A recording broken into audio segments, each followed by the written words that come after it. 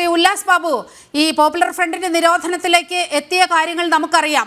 ഒപ്പം ഈ popular front നേതാക്കളുടെയൊക്കെ സ്വത്ത് കണ്ടുകെട്ടണം, പാർട്ടി ഓഫീസുകൾ കണ്ടുകെട്ടണമെന്ന് വളരെ കൃത്യമായി കോടതിയിൽ നിന്ന് ഉത്തരവുണ്ടായിട്ട് അത് എത്രയോ കാലം ദീർഘിപ്പിച്ചവരാണ്. ആ ഉദ്ദേശശുദ്ധിയെ അങ്ങ് നിഷ്കളങ്കമായി നമ്മൾ സ്വീകരിക്കണോ?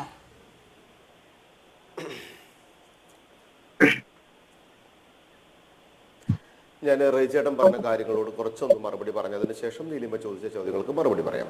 റേച്ചേട്ടൻ പറഞ്ഞ ഉല്ലാസ് ബാബു CPM-നെ കുറ്റപ്പെടുത്തുന്നു. റേച്ചേട്ടാ, ഞാൻ CPM-നെ കുറ്റപ്പെടുത്തുന്നതിന് കാരണമുണ്ട്. ഞാനത് അക്കമിട്ട് പറഞ്ഞു തരാം എന്തുകൊണ്ടാണ് കാരണം ഉണ്ടായത്. PDP-യുമായിട്ട് ആദ്യം കസേര പങ്കിട്ട്, സ്റ്റേജ് വേദി പങ്കിട്ട് ഈ സമൂഹത്തിന് മുമ്പിൽ പ്രവൃത്തി നടത്തിയ പാർട്ടിയുടെ പേരാണ് CPIM.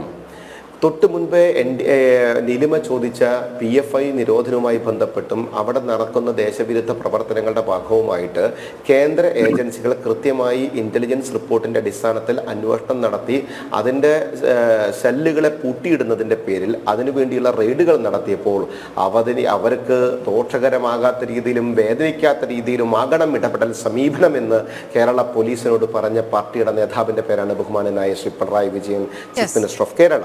അതേപോലെ തന്നെ നിരവധി വിഷയങ്ങൾ BJP-യും RSS-ഉം ഈ വിഷയവുമായി ബന്ധപ്പെട്ട് ഉന്നയിക്കുന്ന സമയത്ത് RSS-നെയും BJP-യെയും വർഗീയവാദികളെന്ന് വിളിച്ച് ഈ മതതീവ്രവാദ ശക്തികൾക്ക് വളരാനുള്ള ഒരു വേദിയൊരുക്കിയതിൽ കമ്മ്യൂണിസ്റ്റ് മാർക്സിസ്റ്റ് പാർട്ടിക്ക് വ്യക്തമായിട്ടുള്ള പങ്കാളിത്തമുണ്ട്. ഇന്ന് അവർ അത് തിരിച്ചറിയുന്നു എന്നുള്ളതിൽ എനിക്ക് സന്തോഷമുണ്ട്. പക്ഷേ ഇതിനു മുമ്പുള്ള ചെയ്തികൾ എന്ന് പറയപ്പെടുന്നത് പരിശോധിക്കുമ്പോൾ നിങ്ങളെ തൊടാതെ ഈ വിഷയത്തിലേക്ക് വരാൻ സാധിക്കില്ല എന്നുള്ള യാഥാർത്ഥ്യം അങ്ങ് മനസ്സിലാക്കണം. രണ്ട്, മുസ്ലിം ലീഗിൻ്റെ പ്രതിനിധി പറയുന്നത് എന്താണ്? ഇന്നും ഇപ്പോഴും അവർ പറയുന്നു നിങ്ങൾക്ക് എങ്ങനെ മനസ്സിലായി? നിങ്ങളൊരു കാര്യം മനസ്സിലാക്കേണ്ട ബഹുമാനനായിട്ടുള്ള ഒരു രാഷ്ട്രീയ നേതാവാണ് താങ്കൾ, ദേശീയ തലത്തിൽ പ്രവർത്തിക്കുന്ന നേതാവാണ്. ദേശീയ തലത്തിൽ പ്രവർത്തിക്കുന്ന ഒരു നേതാവിനോട് എനിക്ക് റിക്വസ്റ്റ് ഉള്ളത്, ഇതുപോലെയുള്ളൊരു കൂട്ടായ്മകൾ വളർന്നു വരുമ്പോൾ അതിനകത്ത് സാമ്പത്തിക ഫണ്ടിങ് ഉണ്ടാകുമ്പോൾ വെറുതെയൊന്നും ഇത് ചെയ്യില്ല എന്ന് അരിയാഹാരം കഴിക്കുന്ന മനുഷ്യർക്ക് മനസ്സിലാകും. സ്വാഭാവികമായിട്ട് ഈ ഒരു മേഖലയിൽ മാത്രം പ്രവർത്തിക്കാൻ തീരുമാനിക്കുമ്പോൾ, ഒരു വിശ്വാസി വിഭാഗത്തിൻ്റെ ഇടയിൽ മാത്രം പ്രവർത്തിക്കാൻ തീരുമാനിക്കുമ്പോൾ ആ വിഭാഗത്തിൻ്റെ ഉള്ളിൽ കടന്നു കയറി ഇവിടെ എന്താണോ നിരോധിക്കപ്പെട്ടത് അത് തിരിച്ചു കൊണ്ടുവരുന്ന ഒരു ടീം വർക്കാണെന്ന് മനസ്സിലാക്കാൻ അങ്ങയുടെ ക്ലാസിൻ്റെ ആവശ്യമില്ല. അത് ഞങ്ങൾക്ക് കൃത്യമായി ബോധ്യമുണ്ട്. അത് ഞങ്ങൾ കാലങ്ങളോളം ഈ നാട് കണ്ടതുകൊണ്ടുള്ള എക്സ്പീരിയൻസ് ആണെന്ന് അങ്ങ് കൂട്ടിക്കൊള്ളുക. ഇതിൻ്റെ പുറകിൽ പ്രവർത്തിക്കുന്ന തല, ഇതിൻ്റെ പുറകിൽ പ്രവർത്തിക്കുന്ന സംഘടന, ഇതിൻ്റെ പുറകിൽ പ്രവർത്തിക്കുന്ന സാമ്പത്തിക സ്രോതസ്, ഇത് എന്തിനു വേണ്ടി പ്രവർത്തിക്കുന്നു, ഇതിൻ്റെ മുന്നിൽ നിങ്ങൾ കാണുന്ന പൊളിറ്റിക്സ് എന്താണ് എന്നും നിങ്ങൾ കാണുന്ന ഉദ്ദേശം എന്താണ് എന്നും ഒരു പക്ഷെ വരുന്നവരിൽ 10% 15% സത്യസന്ധരായിട്ടുള്ള ആളുകൾക്ക് അറിയിട്ടുണ്ടാവില്ല. പക്ഷേ അവരുടെ തലച്ചോറിനെ കൺവെർട്ട് ചെയ്യുന്നുള്ള നിങ്ങളുടെ ആ ബുദ്ധിയുണ്ടല്ലോ, ആ ബുദ്ധിയെ കൃത്യമായി ഈ പൊതുസമൂഹം തിരിച്ചറിയും. അതിന് നേരെ ശക്തമായി രംഗത്ത് വരും. ആ രംഗത്ത് വരുന്ന സമയത്ത് സംസ്ഥാന സർക്കാർ പരാജയപ്പെട്ടാൽ കേന്ദ്ര സർക്കാർ അതിന് വേണ്ട ഇടപെടലുകൾ നടത്തും, അതിന് വേണ്ട അന്വേഷണങ്ങൾ നടത്തും. രജിച്ചേട്ടൻ പറഞ്ഞ കാര്യത്തിൽ ഒരു തിരുത്തൽ ഞാൻ അങ്ങയോട് ബഹുമാനപുരസ്സരം പറഞ്ഞുകൊട്ടെ. കേന്ദ്രത്തിൻ്റെ ഇന്റലിജൻസ് തന്നെയാണ് സാർ കേരളത്തിന് ഓരോ കാര്യങ്ങളിലും കൃത്യമായി റിപ്പോർട്ട് കൊടുക്കാറ്. പലതവണ കണ്ണടച്ച് അത് ഗൗനിക്കാതിരുന്ന സർക്കാരിൻ്റെ പേരിൽ നയിക്കുന്ന പാർട്ടിയുടെ പേരും CPIM എന്നാണ്. ഇന്നൊരു പക്ഷെ അവർ അത് കാണുമായിരിക്കാം. കാരണം അവർ അതിൻ്റെ നോവറിഞ്ഞിരിക്കുന്നു. ഈ നാടിൻ്റെ വിരുദ്ധ പ്രവർത്തനത്തിന് ഈ വിഭാഗങ്ങളൊക്കെ പ്രവർത്തിക്കുന്നുവെന്ന് ബഹുമാനായ ആഭ്യന്തര വകുപ്പ് മന്ത്രി അറിഞ്ഞിട്ടുണ്ട് എങ്കിൽ അദ്ദേഹം മോഹനൻ മാഷ് പറഞ്ഞ വിഷയം പ്രതലത്തിൽ നിൽക്കുമ്പോൾ ഉത്തരവാദിത്തപ്പെട്ട വ്യക്തിയാണെന്ന ബോധ്യമുള്ളപ്പോൾ, സുന്നി വിഭാഗവും SYS-ഉം അത് കൃത്യമായി പറയുമ്പോൾ, അതിൻ്റെ പുറകെ ജമാഅത്ത് അവർ ആരോപിക്കുമ്പോൾ, അതിൻ്റെ പുറകെ PFI അവർ ആരോപിക്കുമ്പോൾ, അതിനെ കൃത്യമായി കൈകാര്യം ചെയ്യുന്നതിൽ ഈ നിമിഷം നമ്മൾ സംസാരിക്കുന്ന നിമിഷവും നിങ്ങളുടെ സർക്കാർ ഒരില അനക്കിയിട്ടില്ല എന്ന യാഥാർത്ഥ്യം മനസ്സിലാക്കണം. കേന്ദ്ര സർക്കാർ എന്തായാലും ഈ വിഷയത്തിൽ എടുക്കുന്ന നടപടി എന്താണ് എന്ന് എനിക്ക് പറയുന്ന നല്ല ബോധ്യമുള്ളതാണ്. ആ സർക്കാരിൻ്റെ നയവും കാഴ്ചപ്പാടും ഈ വിഷയത്തിൽ എന്താണെന്ന് അറിയാം. അതുകൊണ്ട് ഞങ്ങളുടെ സർക്കാരിനെ നിങ്ങൾ പഠിക്കേണ്ട, അതിന് കൃത്യമായ ബോധ്യമുള്ള സർക്കാരാണ്. ഞങ്ങളത് കൃത്യമായി കൈകാര്യം ചെയ്തോളാം. വളരെ കൃത്യമായി അക്കാര്യത്തിൽ കേന്ദ്ര സർക്കാരിൻ്റെ ഒരു ഇടപെടൽ ഉണ്ടാകുമെന്നാണ് ഉല്ലാസ് ബാബു പറഞ്ഞത്. റിട്ടയർഡ് SP ആന്റണി സാറിലേക്ക് പോവുകയാണ്. ശ്രീ ആന്റണി സാർ, ഇതിൽ വളരെ കൃത്യമായി നമുക്ക് ഒബ്സർവ് ചെയ്യാവുന്ന ചില കാര്യങ്ങളുണ്ട്. 2022 പോപ്പുലർ ഫ്രണ്ടിന് നിരോധനം വരുന്നു. ഇതിൻ്റെ തൊട്ട് പിന്നാലെയാണ് ഇത്തരത്തിൽ ഉള്ള ഈ ടർഫുകൾ കൂടുതലായി വരുന്നത്. അതുപോലെ ഈ MEC 7 തന്നെ വരുന്നത് ആ ഒരു ഘട്ടത്തിലാണ്. ഇതിൻ്റെ അഡ്മിന്മാർ വളരെ കൃത്യമായി പോപ്പുലർ ഫ്രണ്ടിൻ്റെ പഴയ നേതാക്കളാണ് എന്ന് വരുമ്പോൾ ഇതിൻ്റെ ഉദ്ദേശശുദ്ധി നമ്മൾ ആ, ഒരു തരത്തിലും അതിന് ഏതെങ്കിലും വിധത്തിലുള്ള ഒരു ഉദ്ദേശശുദ്ധി ഉണ്ടെന്നൊന്നും നമ്മൾ കൽപ്പിക്കേണ്ടതില്ല എന്നാണ് മനസ്സിലാകുന്നത്. മറ്റ് വിഭാഗങ്ങളെ കൂട്ടുപിടിച്ചുകൊണ്ട് മറ്റ് മതവിഭാഗത്തിൽപ്പെടുന്നവർ ഇവിടെ വരുന്നുണ്ട് എന്നത് മാത്രം മുൻനിർത്തിക്കൊണ്ട് ഈ പ്രവർത്തനത്തിനെയൊക്കെ തടയിടാൻ കഴിയുമോ? ഇതിൽ കൃത്യമായ അന്വേഷണം നടക്കേണ്ടതല്ലേ? നീലിമ പറഞ്ഞത് ശരി തന്നെയാണ്. കാരണം ഇത് വളരെ സൂക്ഷ്മതയോടുകൂടി ചെയ്യേണ്ട ഒരു കാര്യമാണ്. കാരണം ഇത് ആരംഭിച്ചിട്ട് 2 വർഷം അല്ലെങ്കിൽ 2012 തുടങ്ങുകയാണെങ്കിൽ 12 വർഷത്തോളമായി ഇത് ആരംഭിച്ചു കഴിഞ്ഞു.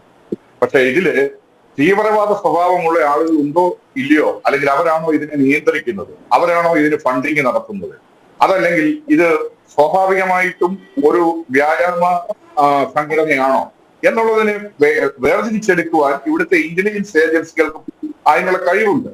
ഇപ്പം നമ്മുടെ പ്രിയ സ്നേഹിതൻ ശ്രീ റജി ലൂക്കാസും ഉല്ലാസ് ബാബുവും തമ്മിൽ സംസാരിക്കുമ്പോൾ അത് കേന്ദ്രമോ കേരളമോ എന്നുള്ളതല്ല അവിടെ. ഇപ്പം സാക്കിർ പറഞ്ഞതും എല്ലാം ഉൾക്കൊണ്ടുകൊണ്ട് തന്നെ ഇതിന് വിശദമായ ഒരു പരിശോധന, ഒരു നിരീക്ഷണം, നിരന്തരമായ നിരീക്ഷണം ആവശ്യമുള്ള ഒരു സംഗതിയാണ്. കാരണം അതിലും എല്ലാവരും എല്ലാം അറിയണമെന്നില്ല. ഇതിന്റെ പിന്നിൽ പ്രവർത്തിക്കുന്ന ആളുകളുടെ ഉദ്ദേശമാണ് അറിയേണ്ടത്. ഇത് വളരെ വളരെ എളുപ്പത്തിൽ തന്നെ ഇത് കണ്ടുപിടിക്കാൻ സാധിക്കും. കാരണം ഈ സംഘടനയെ സംബന്ധിച്ച് ഒരു പൊതു മണ്ഡലത്തിലേക്ക് ഇങ്ങനെ പേര് പറഞ്ഞ് ഈ വിഷയം വന്നിരിക്കുന്നത് ഇപ്പോൾ മാത്രമാണ്. അതിന് മുമ്പ് നമ്മളാരുടെയും ശ്രദ്ധയിൽ ഈ മെക്സവൻ എന്ന് പറയുന്ന ആ അല്ലെങ്കിൽ എക്സസൈസ് കൂട്ടായ്മ വന്നിട്ടില്ല. അപ്പൊ നമ്മള് അത് എന്താണെന്ന് മനസ്സിലാക്കാൻ ഈ ഏജൻസിക്ക് സമയം കൊടുക്കണം. ആധികാരികമായിട്ട് ഒരു ഏജൻസിയും ഇത് തീവ്രവാദ സംഘടനയാണ് എന്ന് പറഞ്ഞതായോ റിപ്പോർട്ട് പുറത്തു വന്നിട്ടുള്ളോ അല്ലെങ്കിൽ റിപ്പോർട്ട് എവിടെയെങ്കിലും സമർപ്പിച്ചതായോ നമുക്ക് അറിഞ്ഞുകൂടാ ഔദ്യോഗികമായി. അപ്പൊ അത് ഇല്ലാത്തിടത്തോളം കാലം ഇതിനെതിരായിട്ട് ഒരു ആക്ഷേപമോ ആരോപണമോ സ്വാഭാവികമായിട്ടും വരാം. അതിന് കാരണങ്ങൾ പലതും ഉണ്ടാവാം. പിന്നെ ഇതില് സ്ത്രീകൾ ഉൾപ്പെടെ പല മതസ്ഥരുണ്ടെന്ന് ഇപ്പം നമ്മുടെ സക്കീർ തന്നെ പറഞ്ഞു. അപ്പോ അത് എന്താണെന്ന് മനസ്സിലാക്കണം. ഇതിന്റെ പ്രവർത്തനം പൊതുവിലല്ലേ പ്രത്യക്ഷത്തില് അല്ലെങ്കിൽ പ്രകടമായിട്ടും ഒരു ദേശവിരുദ്ധ അല്ലെങ്കിൽ രാഷ്ട്രവിരുദ്ധ ആയിട്ടുള്ള ഒരു പ്രവർത്തനമാണോ, അതോ അതിന്റെ പിന്നിൽ ഇതിന്റെ ആളുകളും നുഴഞ്ഞു കയറിയിട്ടുണ്ടോ എന്നുള്ളതിനെ മനസ്സിലാക്കിക്കൊണ്ട് തിരിച്ചെടുത്തിട്ട് അതിന് ശക്തമായ നടപടികളാണ് ആവശ്യമായിട്ട് വരുന്നത്. അതിന് പോലീസിന് പ്രാപ്തിയുണ്ട്, സ്റ്റേറ്റ് ഇന്റലിജൻസിനും സെൻട്രൽ ഇന്റലിജൻസിനും. അത് ഇങ്ങനെയുള്ള വിഷയങ്ങളിലൊന്നും നമ്മൾ പറയും പോലെ സ്റ്റേറ്റ് സെൻട്രൽ അല്ലെങ്കിൽ അങ്ങനെയുള്ള ഒരു വേർതിരിവൊന്നും ഇന്റലിജൻസ് ഏജൻസിക്കില്ല. അവർ പൊതുവായ കാര്യങ്ങളെ കണ്ട് അത് പരസ്പരം ചർച്ച ചെയ്താണ്. ഇതിന്റെ ഏജൻസികൾ ഒരുമിച്ചിരുന്ന് മാസത്തിലോ അല്ലെങ്കിൽ 3 മാസം കൂടുമ്പോഴോ ഒരുമിച്ചിരുന്ന് ചർച്ച ചെയ്യാറുണ്ട്. ഇത് പൊതുവായ രാഷ്ട്രവിരുദ്ധം അല്ലെങ്കിൽ തീവ്രവാദ സംബന്ധമായ കാര്യങ്ങളെ സംബന്ധിച്ച് ചർച്ച ചെയ്ത് ഓരോന്നും പരസ്പരം ആ ഇൻഫർമേഷൻസ്, അറിവുകൾ ഷെയർ ചെയ്ത് മുന്നോട്ട് പോകുന്ന ഒരു രീതിയാണ്. അതിന്റെ അടിസ്ഥാനത്തിലാണ് റിപ്പോർട്ടുകൾ സമർപ്പിക്കുന്നത്. ആ സംസ്ഥാനം എന്നുള്ള നിലയ്ക്ക് സംസ്ഥാനത്തിന്റെ മാത്രമായിട്ടുള്ളതല്ല. ഇത് 2 കൂട്ടർക്കും ഉത്തരവാദിത്തമുണ്ട്. നമ്മൾ ഈ ദേശത്തെ സ്നേഹിക്കുന്ന അല്ലെങ്കിൽ തീവ്രവാദത്തെ എതിർക്കുന്ന ഓരോ പൗരനും ഉത്തരവാദിത്തമുണ്ട്. ഇതിനെ നിലയ്ക്ക് നിർത്തുവാനും അതിനെ നിരോധിക്കുക അല്ലെങ്കിൽ അതിനെ ഇല്ലായ്മ ചെയ്യുവാനുള്ള ഉത്തരവാദിത്തമുണ്ട്. പോലീസ് അത് വളരെ ശക്തമായ രീതിയിൽ ഇത് നടപടിയെടുക്കും. ഇതിന്റെ മുഴുവൻ കാര്യങ്ങളും സ്വീകരിക്കും. പിന്നെ മറ്റൊരു കാര്യമുള്ളത്, ഇവർ ഇതുവരെ ഈ സംഘടനയുടെ പേരിലോ അല്ലെങ്കിൽ ഇതുമായി ബന്ധപ്പെട്ടോ ഒരു അക്രമ പ്രവർത്തനം വന്നതായിട്ട് നമ്മുടെ ശ്രദ്ധയിൽപ്പെട്ടിട്ടില്ല എന്നാണ് ഞാൻ മനസ്സിലാക്കുന്നത്. എനിക്ക് അറിഞ്ഞുകൂടാ. അപ്പൊ അതിനെ മുൻവിധിയോടുകൂടി കാണാതെ എന്താണെന്ന് മനസ്സിലാക്കാൻ ശ്രമിക്കുക. അതിന് കൃത്യമായ തീരുമാനങ്ങളിൽ എത്തുക അന്വേഷണ ഏജൻസികൾ അല്ലെങ്കിൽ ഇന്റലിജൻസ് സംവിധാനങ്ങൾ. ഇത് മാത്രമാണ് പറയാനുള്ളത്.